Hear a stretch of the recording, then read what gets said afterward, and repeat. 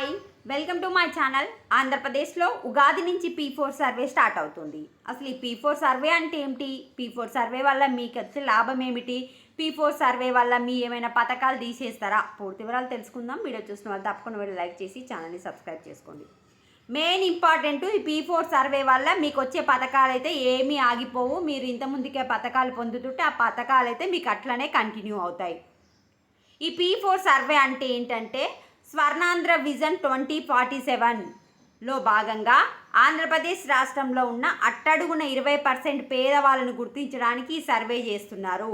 అంటే పేదలే లేని రాష్ట్రంగా ఆంధ్రప్రదేశ్ రాష్ట్రాన్ని తయారు చేయడం కోసం ఇంకా ఆంధ్రప్రదేశ్ లాస్ట్ 20% వీళ్ళే పేదలు, లాస్ట్ 20% పేదలను గుర్తించడానికి ఈ P4 సర్వే అయితే చేస్తున్నారు.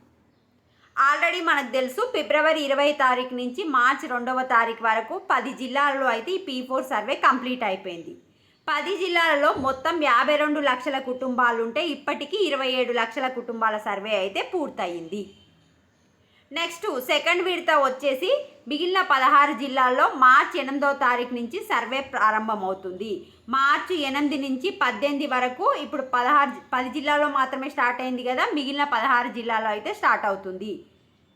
ఈ 10 జిల్లాలలో 52 లక్షల కుటుంబాలు ఉంటే ఈ 16 జిల్లాలలో వచ్చేసి మనకు 76 లక్షల కుటుంబాలకు సర్వే అయితే చేయాల్సి ఉంటుంది. ఈ సర్వేలు అట్టడుగు ఉన్న గుర్తించడానికే తప్ప ఇప్పటికే ప్రభుత్వ పథకాలు పొందుతున్న లబ్ధిదారుల్లో ఎలాంటి మార్పులు చెయ్యబోరు.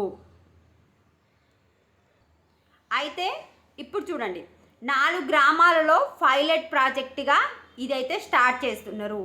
ఆగస్టు నాటికి 5 లక్షల కుటుంబాల ధృవీకరణ లక్ష్యం.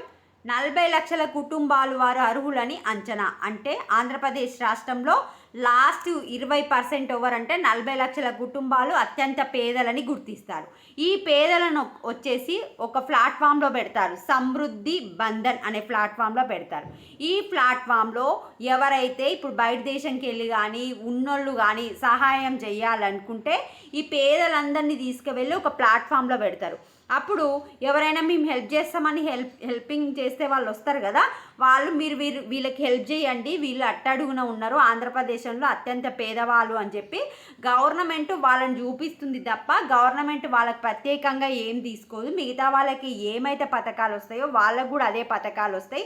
జస్ట్ అనుసంధానం చేస్తుంది. అంటే ఎవరైనా హెల్ప్ చేయడానికి వచ్చినప్పుడు వీళ్ళకు హెల్ప్ చేయండి, వీళ్ళు పేదవాళ్ళు అని చెప్పడానికి ప్రభుత్వం మధ్యలో మీరు వీళ్ళకి చెయ్యండి అని మాత్రమే చెప్తా తప్ప గవర్నమెంట్ తరపు నుంచి ఎట్లాంటి పైసల సహాయం కానీ ఏ సహాయం కానీ ఉండదు. నార్మల్ పీపుల్కి ఏ పథకాలు వస్తాయో వాళ్ళకు కూడా అవే పథకాలు వస్తాయి.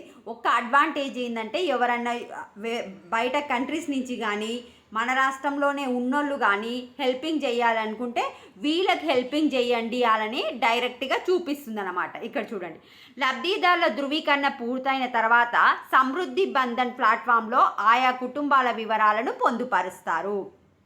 లబ్ధి పొందాల్సిన కుటుంబాలతో సాయం చేసే కుటుంబాలను అనుసంధానించడమే ప్రభుత్వ పాత్రగా ఉంటుంది. అంటే మేము ఎవరైనా సాయం చేస్తామని వస్తారో వాళ్ళు వీళ్ళకి సాయం చేయండి అని చూపించడం మాత్రమే ప్రభుత్వం పాత్ర.